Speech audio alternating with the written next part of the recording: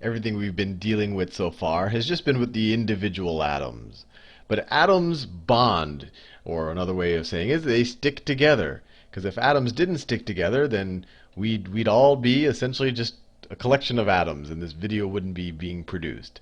So atoms stick together and they form molecules. You take a bunch of atoms together and they'll stick together and they'll form molecules, and then obviously molecules start building up and you get other structures. And if we started talking about organic chemistry, you'd have a bunch of atoms, a lot of carbons and hydrogens and other things fitting together, and they'd be forming proteins, and then proteins would fit together to form organic structures, and you fit enough of those together and you'll eventually get someone recording a YouTube video. So this is where it all starts. Atoms bond, or they stick together. And the purpose of this video is to just kind of think about the different types of ways that an atom can stick to another atom.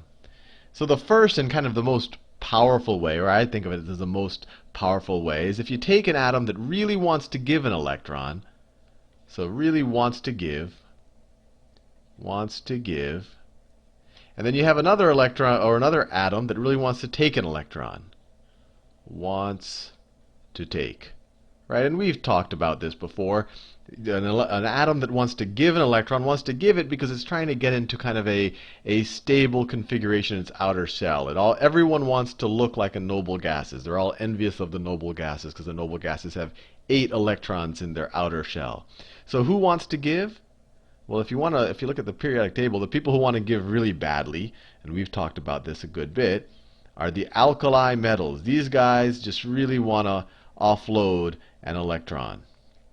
And there are other people who want to give them, but let's take the extreme example. So these guys really want to offload an electron. And who wants to take an electron?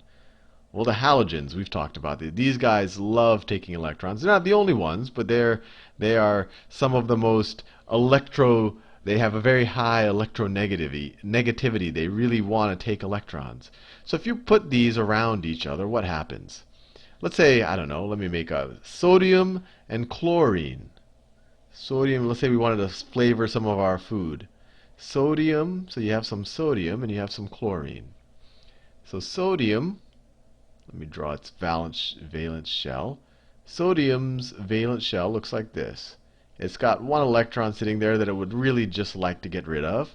And then chlorine looks like this.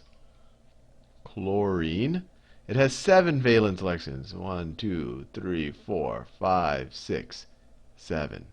So what happens is this guy wants to escape. This little blue electron right here really wants to escape the sodium and essentially move into the chlorine. And obviously it's not like a one-for-one. You have billions and trillions of these atoms rolling around, and these electrons jump off and they go to one, then they jump to another. But for the sake of our purposes, let's say we just have these 2 atoms. And what you have is that electron jumps off, and then if that electron jumps off, what happens to sodium? Well, then the sodium has no electrons in its valence shell, although it does. Now its valence shell is 1 lower, but we could say it's lost that 1 electron that was out there. And now its atomic configuration will look a lot like neon, right? Sodium, you lose an electron. Now it looks a lot like neon, at least its electron configuration. But now it has 1 fewer electrons than protons. So now it has a positive charge. It was neutral back here, right? Now it's positive. And now, what does a chlorine look like? And I'm kind of mixing up notations, but that's really just give you the idea. So chlorine before had 7 electrons. 1, 2, 3, 4, 5, 6, 7. That electron had jumped onto the chlorine. So now it's happy. It looks a lot like argon now. It has a completely filled valence shell. And what's the charge now? Well, it has 1 more. Now it'll have 18 electrons instead of 17, right? So what is its charge now? It has 17 protons, 18 electrons. It has a -1 charge. So I'll just put a negative up there. And it has a negative charge now because it got that electron from sodium. So now these guys are both happy from an electron configuration point of view. They both have these stable valence shells, but they're attracted to each other. Right? Coulomb forces. Positive is attracted to negative, negative is attracted to positive, and it can be very strong, this electrostatic force, so they stick to each other. And so this force of attraction, this is an ionic bond. So when they'll form NaCl, And this bond, they're not sharing electrons. This guy wanted the electron so badly, and this guy wanted to give them away so badly, he just handed the electron over, but he says, oh, by the way, now that I handed you the electron, you're negative, I'm positive, I want to stick to you. And then we formed table salt, and we're ready to season our food. Now that's the situation where one guy really wants to offload an electron, one guy really wants to take it. What happens in the situation where they're both, they're both a little bit more, they're not as extreme in their views in how whether or not they want to give or take electrons. So let's think of a few other examples. The best example is what if elemental oxygen, right? Let's see, elemental oxygen. So this right here, this is an ionic bond. And not to jump back and forth, but I'm not sure if I just mentioned that. Why is it called an ionic bond? Because we formed ions. When we donated the electron from sodium to chlorine, we formed an ion. The sodium, this became a cation because it's positive, cation, and this became an anion because it's negative. And then they stuck to each other, so this is an ionic bond. Ionic. Fair enough. Now what happens, like I was just starting to say, if we have two elements that aren't that different in how much they want electrons? Their electronegativity is very similar. And the best example of that is you had two of the same element. So let's say I had oxygen. So I had one oxygen there. Let's look at the periodic table to make sure that we're not. Oxygen has 6 valence electrons, right? 1, 2, 3, 4, 5, 6 valence electrons.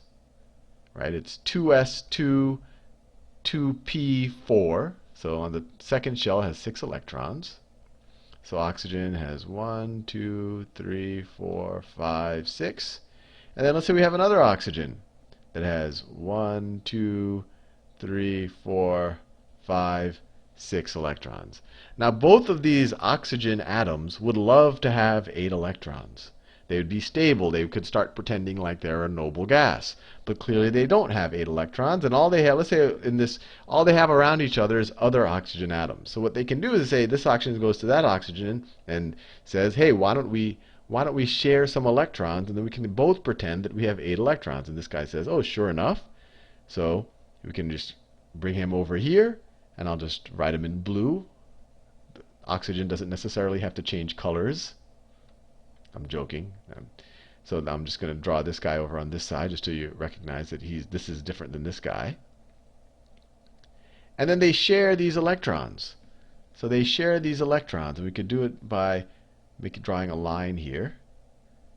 So they're sharing two pairs of electrons. So this guy right here, he had 6 electrons, but he can kind of pretend that he has this electron and that electron. So he has 8 in his valence shell, and this guy, he's going to do the same thing. He has 1, 2, 3, 4, 5, 6, but he also can kind of pretend that these guys are also in his valence shell, so he's happy. And this notion where you're actually sharing electrons, where these electrons are going to go in both electron probability distribution clouds of both atoms, and this is called a covalent bond. Covalent bond. And this is typical when you're dealing with two elements that aren't very different in terms of their electronegativity or their desire to attract electrons. Now, when we talked about what was it, ionization energy, I think we talked about when oxygen and water bond, right? And oxygen, we've drawn that. There's 6. Not oxygen, water, oxygen and hydrogen to form water. And hydrogen looks something like this. Right? You have a hydrogen atom there, you have a hydrogen atom there. They said, hey, why don't we get together, let's share some atoms. And the hydrogen atoms say, oh, okay, let's share some atoms. Let me rewrite this oxygen like this so it becomes clear that we're sharing. So if I rewrite this oxygen like this, I essentially split up one of these pairs, and these hydrogens come along and they share one hydrogen there, one hydrogen there. This guy can pretend like he has his first shell filled because you can only put 2 there. That's where the 8 rule breaks down in the first shell. This guy can pretend 2, and now oxygen can pretend like he's got 8 electrons in his valence shell, and everyone's happy. So this is also a covalent bond. Another way we could have written this, and I think I did this in the last video, I could have drawn it like this. I could have written it like this, where the implication of this line, each of these lines involve 2 electrons. These are equivalent statements. But in this situation, Oxygen is more electronegative than hydrogen. It wants to get the hydrogen, it wants to get the electrons more than hydrogen.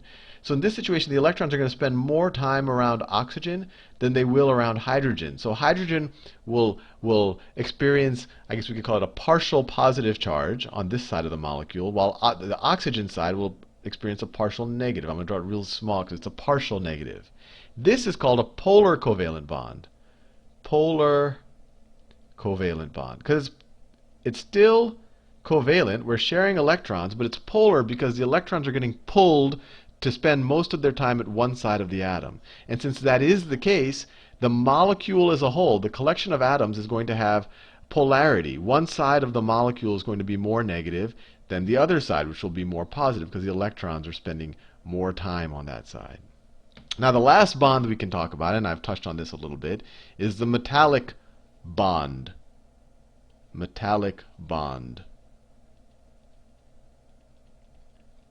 Metallic bond. I was in a metallic bond in high school, but anyway, that's a subject for another video.